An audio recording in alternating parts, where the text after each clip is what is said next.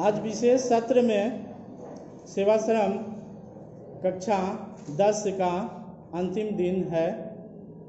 19-20 सत्र 19-20 और 20-21 सत्र का हम लोग सेवाश्रम का शिक्षकों का टीम आप लोगों के साथ 2 वर्षों तक पठन पाठन का काम किया। पूरी ईमानदारी और सच्चाई के साथ आपके खाली घंटियों को भी कोशिश किया गया कि उसमें कोई ना कोई टीचर उपस्थित रहे। हमारे प्रधानाचार्य जी भी इसके लिए बहुत कोशिश करते हैं कि किसी छात्र का, किसी सेक्शन का भी कोई घंटी खाली न जाए। खुद जाके भी पढ़ाते हैं, बहुत साधुवाद के पात्र हैं सर। तो 2 वर्षों में आपके भावनाओं और संवेदनाओं से जुड़ने का हम लोग का अवसर मिला।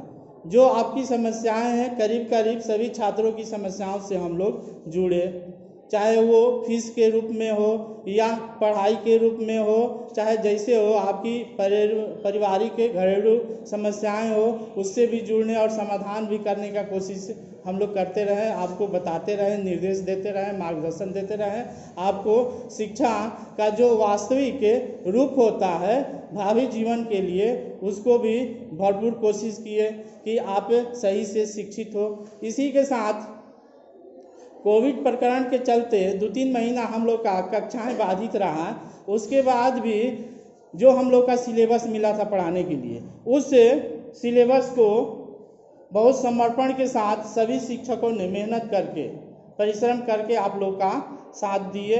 आप भी उसमें साधुवाद के पात्र हैं कि आप भी सहयोग दिए, आप भी कक्षा में आए। बड़ी खुशी की बात है कि आप उपस्थित रहते थे कक्षाएं में, ठीक ना। इससे साबित होता है, खुद प्रमाणित होता है कि हम लोग का जो पठन पाठन है अच्छा है, कि आप लोग आते हैं, ठीक ना। इस शिक्षकों के द्वारा जो आपके साथ भावनाओं से जुड़े, इससे थोड़ी सी आप जब अलविदा होते हैं, जाते हैं, तो थोड़ी सी दुखी हो जाता है मन कि आप लोग इतने दिनों तक रहे, आपके साथ जुड़े रहे। उसके बाद भी दुख तो होता ही है, सबको होता है, क्योंकि प्रकृति का नियम है कि जाना ही है, आना है।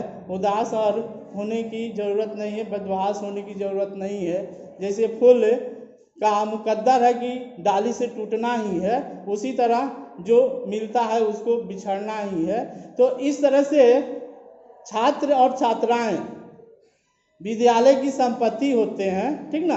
आप नहीं रहेंगे विद्यालय में तो हम लोग का कोई अस्तित्व नहीं रहेगा। आप ही से विद्यालय का खूबसूरती है, आप ही से विद्यालय का श्रृंगार है। आप नहीं है तो कुछ नहीं है, ठीक ना। आप विद्यालय में चहलकदमी करते हैं, आपकी किलकारियाँ गूंजती है, उससे हम लोग भी खुश होते हैं। हम लोग उसी के लिए यहाँ है भी, आपको बनाने के लिए भी। जहाँ शक्ति होता है वहाँ मारते भी हैं, पीटते भी हैं, ये भी करते हैं। क्योंकि शिक्षक का काम आप लोग जानते हैं कुम्हार की तरह है, जहाँ घड़े पर थाप देना है वहाँ थाप देता है, जहाँ पर हल्का सा फुसकारना है वहाँ पर थोड़ी सी सहलाता भी है। इस तरह का जब मौका को देखते हुए उसके अनुसार हम लोग काम भी करते हैं, ठीक ना। तो इस तरह से विद्यालय आपके बिना चलेगा नहीं, आपकी उपस्थिति आवश्यक है। आप नहीं हैं तो आपके कोई भाई बंधु हैं, उसको विद्यालय में भेजने की कोशिश करेंगे कि विद्यालय का पाठन अच्छा है, ठीक ना। इसी के साथ ही आप ही के चलते हम लोग का भी सम्मान है। आपके माता पिता, आपके अभिभावकों का सम्मान आपके हाथों में है। इस तरह से दोहरी दायित्व तो आपके ऊपर है, आपके कंधों के ऊपर है, ठीक ना। उस दायित्व को आप भरपूर अच्छे ढंग से निभाने का कोशिश करेंगे। आपके हाथों में कैसे सामान है, जब आप ही लोगों के चलते हम लोग का मूल्यांकन होता है कि इस विद्यालय का छात्र 99% पास है, तो उससे वहाँ छात्रों को ज़्यादा महत्व नहीं मिलता, शिक्षकों को ज़्यादा महत्व मिलता है कि वहाँ के शिक्षक कितना मेहनत किए होंगे, छात्रों के साथ लगे होंगे, समर्पण के भाव लगे होंगे, उनकी सब समस्याओं का समाधान करते होंगे, तो उनके भी उतना ही वो सम्मान के पात्र होते हैं। जब छात्र अच्छा करते हैं तो आप अच्छा करेंगे, अच्छा नंबर लाएंगे, तो स्वाभाविक सी चीज़ है हम लोग का भी सीना गौरवान्वित होगा, ठीक ना। तो आपके माता पिता भी खुश होंगे कुछ कुछ आपके माता पिता को सपनों का पंख उड़ने लगेगा, ठीक ना, उसको आप खत्म नहीं करेंगे, उसको और ऊपर तक उड़ाएंगे, ठीक ना। तो इस तरह से जो शिक्षण है विद्यालय में वो बहुत अच्छे ढंग से हम लोग करते हैं, कराते हैं। हमारी संपत्ति आप हैं, आप परीक्षा में नंबर अच्छा लाएंगे तो हम लोगों की प्रासंगिकता बढ़ेगी। अब बात ये है कि पूरी तरह से आपका मूल्यांकन उत्तर पुस्तिकाओं के माध्यम से होता है, आपको तो चेहरा से कोई देखता नहीं है। तो आप अपनी दिमाग, अपनी प्रस्तुति, अपनी भावनाएं आप जो जानते हैं उसको कैसे उत्तर पुस्तिकाओं में लिखे ताकि आपको भरपूर नंबर मिले, ठीक ना। तो उसका सफलता का रहस्य यही है कि ज़्यादा से ज़्यादा उत्तर लिखने का ढंग, आंसर राइटिंग जो होता है उस पर अपना कमांड रखिए। आंसर राइटिंग के माध्यम से ही परीक्षा में आप अपना उत्तर पुस्तिका लिखेंगे, वो उत्तर पुस्तिका परीक्षक के पास जाएगा, परीक्षक उसी के आधार पर नंबर देगा जो आप लिखे रहेंगे, और उसी के आधार पर आपका भी सम्मान बढ़ेगा, हम लोग का भी सम्मान बढ़ेगा। क्यों नहीं उसी पर ही सारा का सारा ध्यान दे, जो लिखने पर ही नंबर है तो उसी पर ही हम फोकस करें। उसके लिए हम लोग मार्गदर्शन भी आपको करते हैं कि कैसे लिखना है, क्या लिखना है। तो उत्तर पुस्तिका कैसे लिखना है उसके लिए 2-3 महत्वपूर्ण पॉइंट है, ठीक ना। पहला तो वो है कि आप उत्तर पुस्तिकाओं का पहले जो भी हम नोट्स लिखवाए हैं उसको पहले याद करके अपने से लिखने का प्रैक्टिस करें कि हम कितना लिख पाते हैं, ठीक ना। एक तो पहला हो गया, आपने स्पष्ट अक्षरों में लिखे कि परीक्षक आपके अक्षरों से प्रभावित हो जाए, मतलब खुश हो जाए, तभी आपको नंबर लेना है। परीक्षक को आपको प्रभावित करना है, प्रभावित करके नंबर लेना है, ठीक ना। ऐसा नहीं है कि आप अनमने ढंग से इधर उधर करके कुछ लिख दिए, ठीक ना, ये नहीं चलेगा, तो आपको नंबर अच्छा नहीं मिलेगा, आप कसौटी पर खरा नहीं उतर पाएंगे, ठीक ना। तो आपको आंसर आलस्य नहीं करना है घर पर, तो वो क्या करना है, जो उत्तर हम लिखवाए हैं उसको प्रैक्टिस करना है। मान लीजिए उसको समझने का कोशिश कीजिए, नहीं समझ में आता है तो हम लोगों से पूछिए, ठीक ना।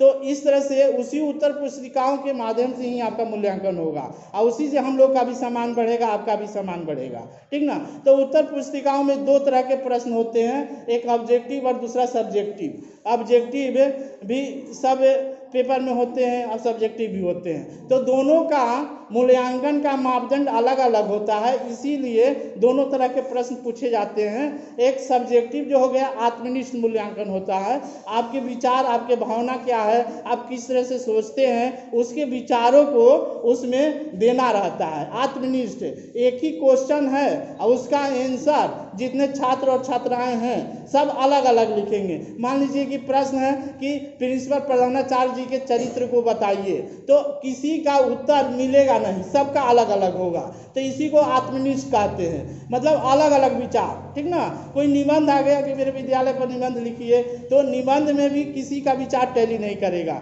कोई कुछ लिखा है, कोई कुछ लिखा है, लेकिन उद्देश्य सबका वही रहेगा, ठीक ना, निचोड़ वही रहेगा। तो आत्मनिष्ठ भी रहता है, 6 नंबर का प्रश्न रहता है, आपसे समस्या समाधान भी पूछा जाता है, तो उसका जो प्रश्न का उत्तर लिखना है उसमें अपना विचार जरूर दीजिए, सुझाए गए उपाय, कभी कभी प्रश्न का उत्तर रहता है कि उपाय सुझाइए, तो उसमें उपाय जरूर सुझाइए, जरूर सोचिए। कोई ऐसी समस्या नहीं है या कोई ऐसा कोई विषय नहीं है जिसके बारे में आप नहीं सोच सकते हैं, क्योंकि सोचने की इतना तो हम लोग डेवलप कर चुके हैं, आपके मस्तिष्क को गतिशीलता को बढ़ा ही दिए हैं, सब दृष्टि से सोचने के लिए आपको उस तरह का बना दिए हैं, योग्य बना दिए हैं कि आप कोई भी प्रश्न हो उसको आप सोच सकते हैं कि उसमें क्या उत्तर होगा, ठीक ना। मौलिकता पर ही प्रश्न मिलते हैं, यदि आप रट सकते हैं तो रटने पर भी प्रश्न मिलता है, ठीक ना। तो उत्तर राइटिंग ही सबसे महत्वपूर्ण है सफलता प्राप्त करने के लिए, चाहे अभी हो चाहे जीवन के भावी परीक्षाओं में भी आप उसी के माध्यम से सफल होंगे। आईएएस जो बनता है उसी लिखने पर ही आईएएस बनता है, जो सबसे जिले का उच्च प्रशासनिक अधिकारी होता है। तो क्यों नहीं लिखने का आज ही से प्रैक्टिस करें, घर पर करें, उसको तरह तरह से प्रैक्टिस करें। जैसे कोई भी युद्ध लड़ने जाता है सैनिक, तो बंदूक को साफ उप करके जाता है पूरा कि मिस फायर ना हो, जाता है कि नहीं। तो उसी तरह आप परीक्षा देने जा रहे हैं तो परीक्षा के पहले तैयारी कीजिए। कोई भी दौड़ में भाग लेने जाता है 2 महीना से दौड़ता है, तब जाके एक 20 मिनट का दौड़ पास करता है कि नहीं। तो आप आलस से कभी नहीं करेंगे अपने जीवन को बनाने के लिए, जीवन आपका करियर बिल्डिंग के लिए आलस से नहीं करेंगे। आपको पढ़ना पड़ेगा, उत्तर को अच्छे ढंग से लिखने की कोशिश करना पड़ेगा कि किसमें क्या क्या है उसको, ठीक ना। तो यही सफलता का रहस्य आपको लिखने का ढंग पर ही आता है, आप सफल हो सकते हैं, ठीक ना। अब इसके बाद जो आत्मनिष्ठ हो गया, एक हो जाता है वस्तुनिष्ठ। तो वस्तुनिष्ठ का मतलब ये है कि सबका उत्तर समान रहेगा, उसमें मूल्यांकन में कोई हेर फेर नहीं करेगा, ठीक ना। लेकिन आत्मनिष्ठ जो है प्रश्न सब्जेक्टिव है, उसमें इधर उधर हो सकता है। मान लीजिए कोई कितना अच्छा लिखा है, मान लीजिए कि हम 6 नंबर में 4 नंबर दे दिए तो दे दिए, कोर्ट भी उसको बदल नहीं सकता है, ठीक ना। हम जो वो लिखा है थोड़ा गलत ही लिखा है, 6 में 6 वो दे दिए तो दे दिए, कोर्ट भी नहीं बदल सकता है, ठीक ना। आत्मनिष्ठ का यही महत्व है कि आत्मनिष्ठ में परीक्षा ही सबसे ज़्यादा महत्वपूर्ण होता है, ठीक ना। लेकिन वस्तुनिष्ठ में क्या होता है कि वस्तुनिष्ठ में उसका आंसर ए है तो ए है, आप ए दिए हैं तो हम रहे चाहे कोई भी रहे वो ए ही सही होगा, तो उसमें आपका नंबर इधर से उधर नहीं होगा, ठीक ना। तो ये दोनों में है, दोनों तरह के मूल्यांकन होता है और दोनों तरह के आपको बताया गया है। हम पढ़ाते समय भी ऑब्जेक्टिव और सब्जेक्टिव के बारे में बताए हैं कि कैसे लिखना है, क्या करना है। तो इस पर आपको बहुत ध्यान देना आवश्यक है। यही सफलता का रहस्य है कि भविष्य में भी आप सफल हो सकते हैं, ठीक ना। और उसके बाद मार्गदर्शन की बात होती है, कैरियर गाइडेंस की बात होती है कि आप जब फेयरवेल का मतलब ही होता है कि आगे का सफ़र आपका अच्छा हो, आगे का सफ़र आपका कैसा हो, उसके लिए आपको मार्गदर्शन करना, ठीक ना। तो मार्गदर्शन में बहुत चीज़ कारक होता है कि आप कौन सा फील्ड ऑप्ट करते हैं, चूजते हैं, जो आपकी इंटरेस्ट की होती है, जिसमें आपको मन लगता है वो विषय आप लीजिए, ठीक ना, ज़्यादा अच्छा करेंगे। आपको मैथ्स विज्ञान पढ़ने का मन नहीं करता है, लेकिन आपके पिताजी आपके अभिभावक कहते हैं कि नहीं इंजीनियरिंग का जाओ, कोटा में तैयारी करने जाओ, वहाँ पर हम पैसा दे रहे हैं, तो उस स्थिति में पूरे मन से वो तैयारी नहीं कर पाएगा। जब पूरे मन से तैयारी नहीं होगा तो सफलता बाधित हो जाएगी। तो इस स्थिति में आप अपने अभिभावक को समझाने का कोशिश करें और अपने मित्रों के बहकावे में भी ना आए कि वो हमारा मित्र वो लिया है तो हम भी वो ले लें, जैसे हमारी सहेली ये ली है चलो वही लेके पढ़ते हैं। ऐसा भी नहीं कीजिए। आपकी जो इंटरेस्ट है, जो अभिरुचि है, उसी के अनुसार कैरियर ऑप्ट करना है, ठीक ना। उसी में तभी आपको सफलता मिलेगी। जिस चीज़ की आप पूरे मन से तैयारी करेंगे तभी आपकी सफलता मिलेगी। प्रतिस्पर्धा है, प्रतियोगिता है, जब तक प्रतियोगिता में अपनी बेस्ट परफॉर्मेंस नहीं देंगे तब तक कोई संभव नहीं है कि आपको सफलता मिलेगी, ठीक ना। तो केवल नौकरी ही नहीं है, मान लीजिए कि व्यवहारिक जीवन में अन्य व्यवसाय भी है, अन्य फील्ड भी है, ठीक ना, स्वरोजगार भी है, उसमें भी शिक्षा का उतना ही महत्व है जितना नौकरी में है, ठीक ना। शिक्षा का उसमें ज़्यादा महत्व है कि किस परिस्थिति में कौन सा निर्णय लेना है व्यापार में कि हमें घाटा न हो, हमारा जो कस्टमर है वो निराश न हो, उसको भी खुश रखना है, किसी कस्टमर को गाली नहीं देना है, किस तरह का तालमेल बना के रखना है, इस सब में शिक्षा का महत्व है, ठीक ना। तो इसलिए सिर्फ नंबर लाना ही आपके लिए महत्वपूर्ण नहीं है, नंबर के साथ साथ गुरुजनों के द्वारा जो आपको संस्कार और शिक्षा भी दिया गया है, उस सच्चाई और ईमानदारी के साथ भविष्य में उसी के पथ पर चलने का आप कोशिश करेंगे। अब ऐसा ना हो कि आप के अंदर जो आत्मविश्वास और धैर्य जो शिक्षा के द्वारा लाया गया है, आप गए कोटा में तैयारी करने और वहाँ दूसरा पथ पकड़ लिए, दूसरा काम करने लगिए, अपने माता पिता को धोखा देने लगे, चीटिंग करने लगे, गलत काम करने लगे, तो उस दृष्टि में आपको एहसास होगा। तो उसमें बच्चे डिप्रेशन में चले जाते हैं, सुसाइड कर लेते हैं। तो सुसाइड किसी समस्या का समाधान नहीं हो सकता है, सुसाइड आप कतई नहीं करेंगे, ठीक ना। तो ये बहुत खराब स्टेप होता है, अपने जीवन को ही समाप्त कर देना, वो उस बारे में आप सोचेंगे ही नहीं, ठीक ना। चाहे किसी भी चीज़ में हो, चाहे आप युवा हो, नौजवान हो, प्रकृति का ऐसा वरदान है, नेचर है, आपका अट्रैक्शन है छात्रों के प्रति, छात्राओं के प्रति होता ही है, लेकिन उसमें मर्यादित रहना है, मर्यादा में ही रह के काम करना है। सामाजिक जो मापदंड है, जो परंपरा है, गुरुजनों को सम्मान को रखते हुए उसी तरह का व्यवहार करना है, ठीक ना। गलत कदम उठाने की जरूरत ही नहीं है, ठीक ना, तभी आपकी सफलता मिलेगी। तो इस तरह से मार्गदर्शन बहुत आवश्यक होता है। जो आपकी अभिरुचि है वही चीज़ करिए। व्यापार करने की अभिरुचि है, व्यापार करिए। स्वरोजगार करने की वो है, वही कीजिए, ठीक ना। लेकिन परीक्षा की तैयारी करना है वो कीजिए, जो आपकी अभिरुचि है वही कीजिए, तो उसमें सफलता आपको जरूर मिलेगी, ठीक ना। और इसके साथ ही साथ ये भी, जो भी आप विद्यालय में आते हैं, आपके साथ हमारी संभावनाएं भी जुड़ जाती है, ठीक ना। और सुख दुख में शामिल होते हैं हम लोग, और उसके साथ जब बिछुड़ते हैं तो दुख भी होता है। तो दुख तो होता ही है, लेकिन दुखी तो होना स्वाभाविक भी चीज़ है, लेकिन ज़्यादा वो नहीं। हम लोग हमेशा उपलब्ध रहेंगे आपके लिए, ठीक ना। हाई स्कूल की कक्षाएं हालांकि आपके लिए दोबारा नहीं चलेगी, इंटर की कक्षाएं चलेगी, लेकिन हम लोग उपलब्ध रहेंगे आपके लिए। तो इस तरह से जो भी अंतिम दिन का कक्षा है, थोड़ी बहुत प्रधानाचार्य जी आपको कुछ अपना आशीर्वाद वचन देंगे, उसके बाद फिर हम समापन करेंगे। अभी कलर में लगा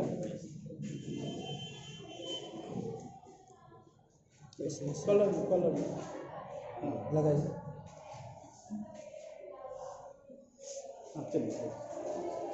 देखें,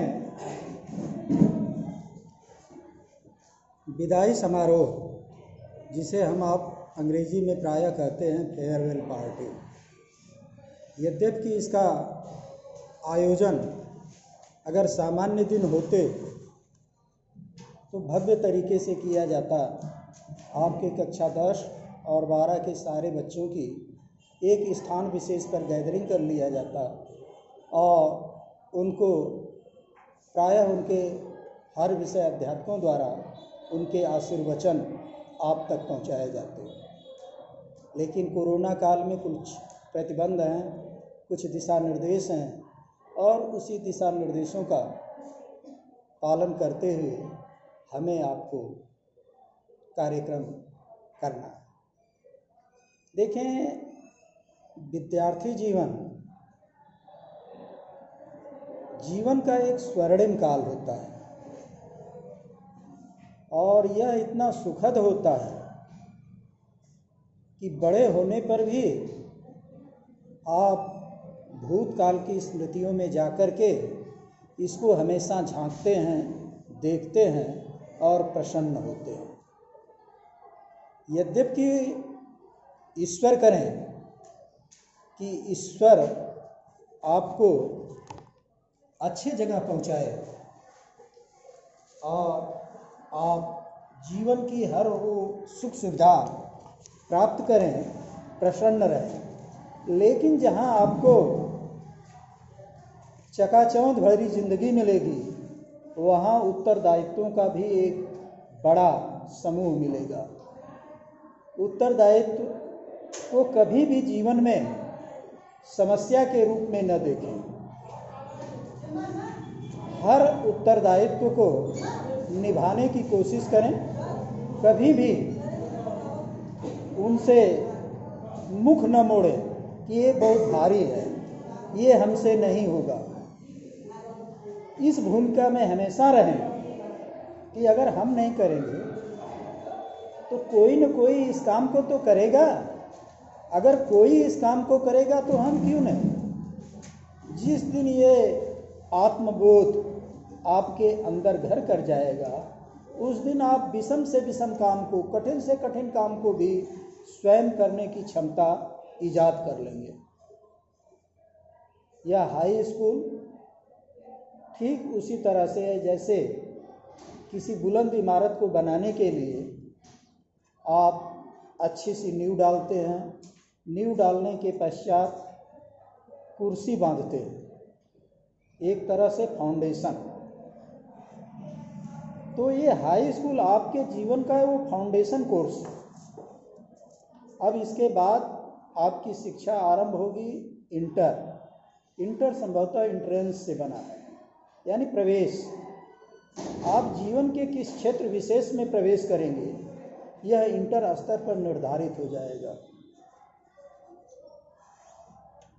विज्ञान की ज्ञान की कई ब्रांच हो जाती हैं आपके पढ़ाई की दृष्टि से, सामाजिकी, मानविकी और वैज्ञानिकी, वाणिज्य। अब आपको एग्रीगेट यानी समुच्चय के रूप में नहीं पढ़ना है, अब आप आगे की कक्षाओं में स्पेशलाइज्ड पढ़ेंगे। अगर विज्ञान पढ़ रहे हैं तो वहाँ केवल और केवल भौतिक विज्ञान, रसायन विज्ञान, जीव विज्ञान और गणित पढ़ेंगे। अगर सामाजिक या मानविकी पढ़ रहे हैं तो उसमें विभिन्न शास्त्रों का अध्ययन करेंगे, चाहे भूगोल हो, इतिहास हो, अर्थशास्त्र हो, नागरिक शास्त्र हो। या वाणिज्य वर्ग में जाएंगे तो केवल और केवल वाणिज्य से ही संबंधित। तो अब आगे का रास्ता आपको स्वयं चुनना है, जैसा कि श्री विवेकानंद जी ने आपको संकेत किया कि जिसमें आपकी अभिरुचि हो, स्वयं की इच्छा हो, जागरूकता हो, वही चुने। यद्यपि हमारे माँ बाप भी हमसे बड़े सारे अपेक्षाएं पाल रखते हैं, उनकी अपेक्षाओं और अपनी अभिरुचि के बीच आप सामंजस्य बनाएं। हम आप कुछ न कुछ पढ़ गए हैं, हमारे आपके बीच में कुछ ऐसे भी बच्चे होंगे जिनके माता पिता या तो नहीं पढ़े हैं या बहुत कम पढ़े हैं, और वो समाज में होने वाले शिक्षा के द्वारा बदलावों को देखकर यह चाहते हैं कि हम तो नहीं पढ़े पर मेरा बच्चा, मेरा बेटी, मेरा बेटा इतना अच्छा कर जाए कि हमारे गांव के फलां जैसा बन जाए। तो उनकी अपेक्षाओं पर भी हमें आपको खरा उतरना है। यह उनका भी दोष नहीं है, उन्होंने अपनी पूरी की पूरी जिंदगी अपने बेटे और बेटियों को विकसित करने में, पढ़ाने लिखाने में ही खपा दिया है, इसलिए उनकी अपेक्षाएं भी हैं। तो सदैव जहां आप अपनी इच्छाओं का सम्मान करते हैं, वहीं आपको प्रत्युत्तर में ये भी देखना है कि हमसे जुड़े हुए लोग जो हैं वह हमसे क्या अपेक्षा करते हैं। जब आप अपनी इच्छाओं और अभिभावकों की अपेक्षाओं के बीच चलेंगे तो आपका जीवन क्या होगा? संतुलित होगा, कदापि गलत रास्ते पर नहीं जाएंगे। जब केवल और केवल आप अपनी इच्छाओं को महत्व देने लगते हैं तब असंतुलन पैदा हो जाता है और वहाँ आपके लिए निर्णय लेना कठिन हो जाता है। तो हमेशा ये आप जीवन में रखें कि ये ज़िंदगी आपकी है, जीना आपको है, लेकिन आपकी ज़िंदगी को बनाने में जिन्होंने अपनी ज़िंदगी खपा दी है उनकी भी अपेक्षाएं हैं। तो अपेक्षाओं और अपनी इच्छाओं के बीच संतुलन बनाते हुए आगे का रास्ता तय करें। यह आपकी अंतिम कक्षा नहीं है। हम आप ईश्वर से प्रार्थना करेंगे कि माँ बाप ने, अभिभावक ने जिस मनोयोग से आपको इस विद्यालय में भेजा था, आप अपने एफर्ट के द्वारा, अपने प्रयास के द्वारा, अपने पठन पाठन के द्वारा इतना बुलंदी को प्राप्त करें कि पुनः आगे की कक्षा में, कक्षा 11 में आप नवप्रवेशी बन करके आ जाएं। तो विद्यालय के लिए आप नए नहीं होंगे, विद्यालय वहीं आपको पुराने ढंग से ही देखेगा। दूसरी बात, आपकी सफलता का मूल्यांकन वर्तमान में केवल और केवल अंकों के आधार पर कर दिया जाता है, जो संभवतः मूल्यांकन का एकाकी पक्ष है। जबकि शिक्षा का मूल उद्देश्य किसी छात्र छात्रा के जीवन का सर्वांगीण विकास करना है, यानी जीवन काल में आने वाली हर परिस्थितियों को समझने और उनका मुकाबला करने लायक बनाना शिक्षा का मूल उद्देश्य है। चाहे वह सामाजिक स्तर पर हो, आर्थिक स्तर पर हो, सांस्कृतिक स्तर पर हो, राजनीतिक स्तर पर हो, आप इतने मैच्योर हो जाएं शिक्षा लेने के बाद कि जहां आप अपने बारे में निर्णय ले रहे हों वहीं समाज के बारे में भी निर्णय लें, और ये दायरा बढ़ कर के आपका केवल अपने परिवार और गांव तक सीमित न रह करके बल्कि राष्ट्रीय और अंतर्राष्ट्रीय परिप्रेक्ष्य में। कभी केवल और केवल कक्षा में पाया हुआ अंक ही हमारे जीवन की सफलता का सब कुछ नहीं है। हम नहीं जान रहे हैं कि जो हमारे जीवन में वर्तमान में लोग हैं वह बहुत अच्छे स्कॉलर रहे, लेकिन अच्छे स्कॉलर न रहने के बाद भी उन्होंने अपने जीवन को इस तरह से सजाया संवारा कि आज राष्ट्राध्यक्ष और शासनाध्यक्ष के रूप में भी जो हमारी आप जैसे लोगों की जिंदगी को दशा और दिशा देते हैं। उनके उदाहरण आपके प्रधानमंत्री हैं, उनको विगत दिनों में कई अंतर्राष्ट्रीय पुरस्कार मिले, लेकिन कल परसों में भी एक पुरस्कार मिला है। कोई बताएगा कौन सा पुरस्कार मिला है? पर्यावरण और ऊर्जा संरक्षण के क्षेत्र में उन्हें कोई पुरस्कार मिला है।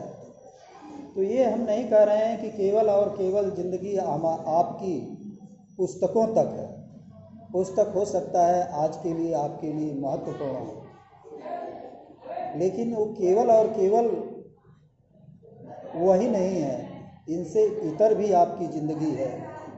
जहाँ पुस्तकों पर आप ध्यान दें वहीं स्वयं पर ध्यान दें, अभिभावकों पर ध्यान दें और समाज और राष्ट्र पर भी ध्यान दें। इन्हीं शुभकामनाओं के साथ आपको आने वाले जीवन की, आने वाले परीक्षा की बहुत बहुत बधाइयाँ। ईश्वर आपको धन्यवाद। आप सबका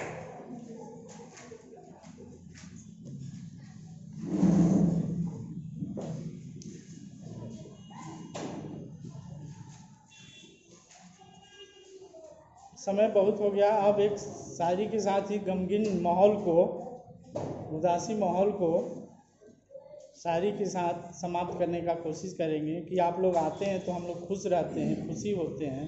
जब अलविदा करते हैं तो हम लोग दुखी हो जाते हैं। आप शिक्षकों का, सेवाश्रम के शिक्षकों की निगाहें आपको ढूंढेगी।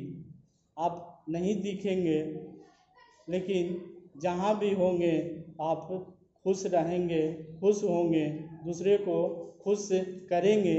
यही हम लोगों की दुआएं हैं। इसी के साथ हमारे ज़िंदगी में बहुत मुश्किलें आती है, उस मुश्किलों को हराते हैं और बहुत प्रसन्न भी होते हैं, खुशी भी होते हैं, हंसते भी हैं, मुस्कुराते भी हैं, दूसरों को भी मुस्कुराने के लिए प्रयास भी करते हैं। मुस्कुराना स्वास्थ्य के लिए भी आवश्यक भी होता है। मुस्कुराने से तो ढेर सारी खूबसूरती बढ़ जाती है, मुस्कुराने से ढेर सारी खूबसूरती बढ़ जाती है। कुछ लोग ऐसे होते हैं जो लोग मुस्कुराते भी नहीं हैं, महज मुस्कुराने से हमारी खूबसूरती बढ़ जाती है, दूसरों को मुस्कुराते हैं। इसी के साथ एक अपनी भावना को रखते हुए समाप्त करेंगे कि हम में वैसी कोई खूबियाँ तो नहीं है कि तुम मुझे याद रखोगे, लेकिन मैं खुद पर इतना एतबार है, विश्वास है कि आप लोग हम शिक्षकों को कभी जीवन में भूल भी नहीं पाएंगे। इसी के साथ धन्यवाद।